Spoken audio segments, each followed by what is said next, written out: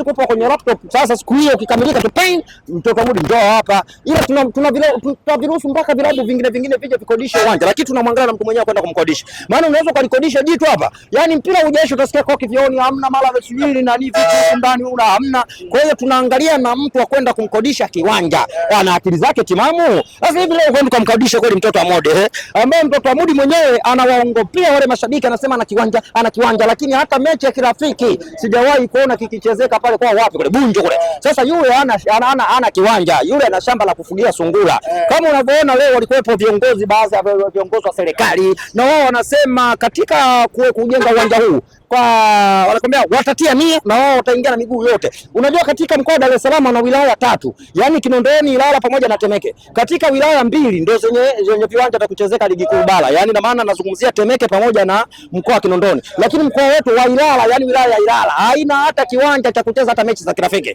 Sasa tukaona bora tuje tuweke hapa makao makuu, kwa sababu kama unakumbukumbu bwana nani ndugu yangu, kama misimu miwili ya nyuma hapo kuna kiwanja moja kipo wapi kule, kipo Kigamboni, tuliweka mpaka juu la msingi kule, tukaona kule mbali. Sasa tukaamua tukapeleleza manchi yanayoendelea, wakatushauri kwamba bwana, viwanja vyenye ubora yenye hadhi ya kimataifa vinajengwa katikati ya mji. Kwa hiyo tukaona bora tuweke kule Kigamboni kule Kisarawe tu kule, ngoja tuje tusimike Kariakoo baba, kitu kinachotengenezwa hapa. Watu wa muda anaweza kusema mbona kiwanja kenyewe kila siku kinazungumziwa. Unajua hiki kiwanja kingekuwa kimeshajengwa kwa muda mrefu sana. Sema shida ilikuwa ni ile ramani ya barabara ya Morogoro Road, ile daraja ile ambayo ilikuwa inajengwa kutoka kule Magomeni kwenda Faya. Hiyo shida ndio ilipoanza, ndio maana kipindi kile uliona kuna greda zimecheza sana hapa. Sasa tukaona bwana tusitishe, tusubirie ramani. Sasa ramani kwa sababu ishatoka na daraja ile lishaanza kujengwa. Sasa tukaona huu ni wakati sasa wa kwenda kuweka historia kwamba kutiana saini kati ya mdhamini, alafu mdhamini ana njaa.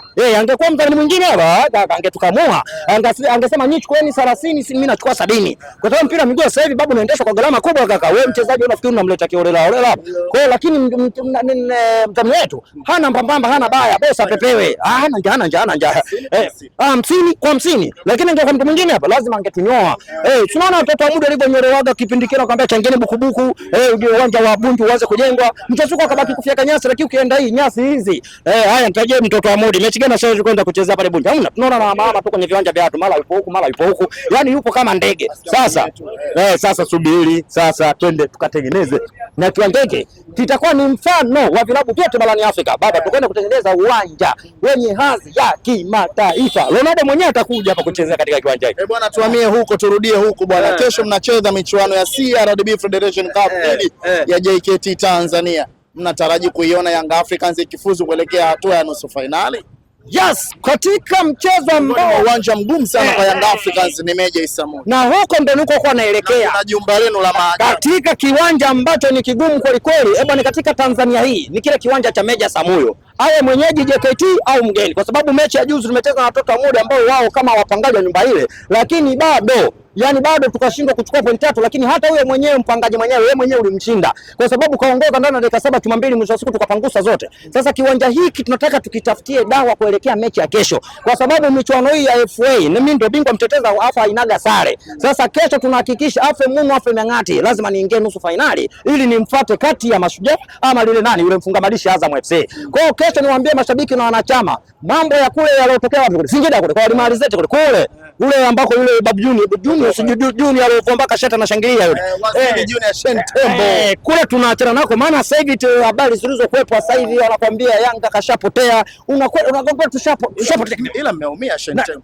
Unajua mpira wa miguu bwana, mambo ya kikatili. Ndio ule msemo anakuambia mpango sasa mitumezi. Kwa sababu ukiangalia Dodoma Jiji alivyotufunga zile goli za chapu, kwa sababu nilikuwa naongoza kama mbili ujue. Lakini mwisho wa siku naona kapangusa zote. Alafu mwisho wa siku sasa akaja akatuongeza na lingine. Ila unajua wanakuambia ile imeshapita, tuangalie mchezo husika. Ile ilikuwa ligi kuu ni FA. Kwa hiyo niliombe benchi la ufundi kuelekea mchezo wa kesho. Hawa JKT Tanzania sio kuchukulia poa. Na sio JKT Tanzania, uwanja hasa. Ni JKT Tanzania ingekuwa labda Chamazi Taifa au nani hapa KMC Mwenge. Yule mimi nisingekuwa na pressure hata kidogo. Yaani shida ule uwanja. Yaani ule uwanja mgumu kweli kweli. Wazungu wanapenda kuita the hard way. Kwa hiyo mechi ya kesho twende tukiwa kamili gado. Tusimpuzi. Yaani kwanza tuchukulie mazingira unakwenda kucheza nao ni magumu. Twende tukachukulia ile timu yenyewe kwanza ni ngumu. fainali. Kwa hiyo mechi hii si ya kutoa sare, kwa hiyo tusahau ya kule. Mimi nimeomba hata nani Djigui Diarra kae kwenye utimamu kuelekea mchezo wa kesho. Mamnyeto, ingawa kuna tetesi zinasikika nyingi sana, lakini mimi naomba kwenye mchezo wa kesho ya kule tuachane nayo, twende tukadili na hii robo finali, tuitafute nusu finali, kwa sababu mimi nikiwa kama bingwa mtetezi wa FA alafu niende nikatolewe kesho kaka, kikweli itakuwa ni aibu. Kwa hiyo kesho afe Mungu afe Mang'ati, kesho tunakwenda kunashinda. Yaani tunakwenda tunatafutia dawa ule uwanja, na dawa yenyewe inachemka, na hisi mpaka sasa ishakuwa ya vuguvugu, mpaka kesho yatakuwa maji ya moto. Mimi na imani kabisa siku ya kesho afe Mungu afe Mang'ati, kesho nakwambia JKT Tanzania anaacha ndala, anaacha shati. Yaani kesho pale achomoki kesho kwenye uwanja Meja Samuyo, ile jumba la maajabu ambalo nilizungumzia, ikiwezekana tunalitumia tena. Tukutane kesho ndugu yangu. Nimekwambia kesho JKT Tanzania lazima aache ndala, nikiwa kama rais wa wote Tanzania. Kesho nakwenda kwa kutamba kabisa kwamba JKT Tanzania tunamgudu mbali, anaacha ndala, anaacha shati. Hiyo imeisha hiyo.